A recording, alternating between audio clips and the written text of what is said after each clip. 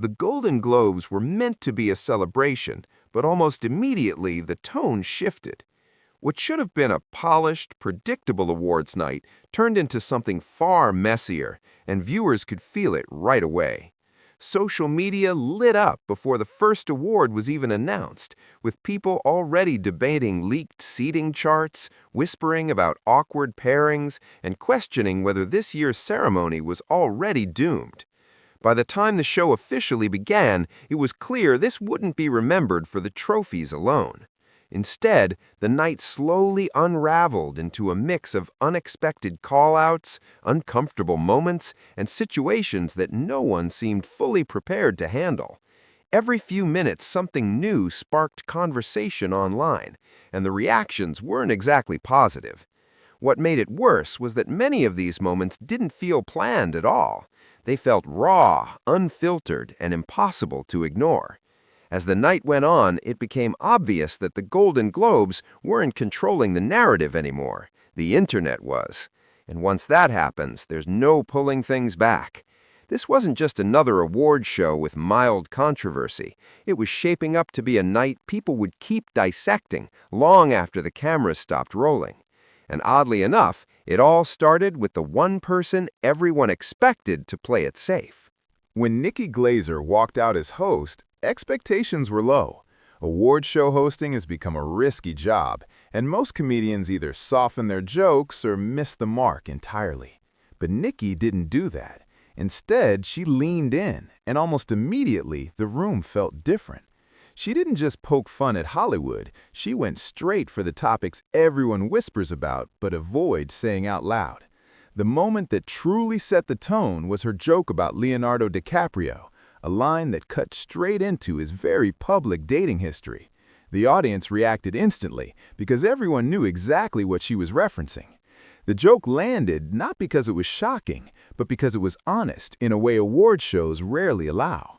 What surprised people even more was Leonardo's reaction.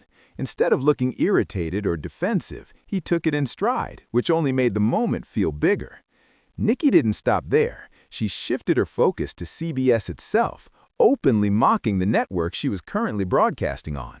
That single joke sent people scrambling to understand the deeper context, especially once viewers realized it was tied to real editorial backlash CBS News had been facing. Whether the joke was pre-approved or not almost didn't matter. The damage was done. Nikki had crossed a line most hosts wouldn't even approach, and instead of derailing the show, it made everything else feel unpredictable. And that unpredictability opened the door for the real chaos that followed. Before the Golden Globes even aired, a seating chart made its way online, and that's when things started spiraling. Fans immediately zoomed in on who was sitting near who, analyzing every placement like it was intentional storytelling. The biggest reaction came from the idea that Charlie XCX would be seated near Connor and Hudson, two figures tied to a very public online rivalry. Charlie fueled the excitement herself by posting a playful TikTok referencing Connor, tagging him, and making it clear she was aware of the situation. Even Spotify jumped in, adding fuel to the hype. Fans were ready for awkward glances, viral moments, and possibly even confrontation. But when the show actually began, everything changed.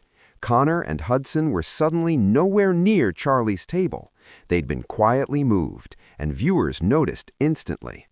The excitement turned into frustration, and theories flooded social media. People questioned who made the call and why it happened so last minute. The shift felt deliberate, and that made it even more suspicious. Award shows thrive on optics, and this move told viewers that someone behind the scenes wanted to avoid a moment that could have stolen the spotlight. But instead of preventing drama, it created more of it.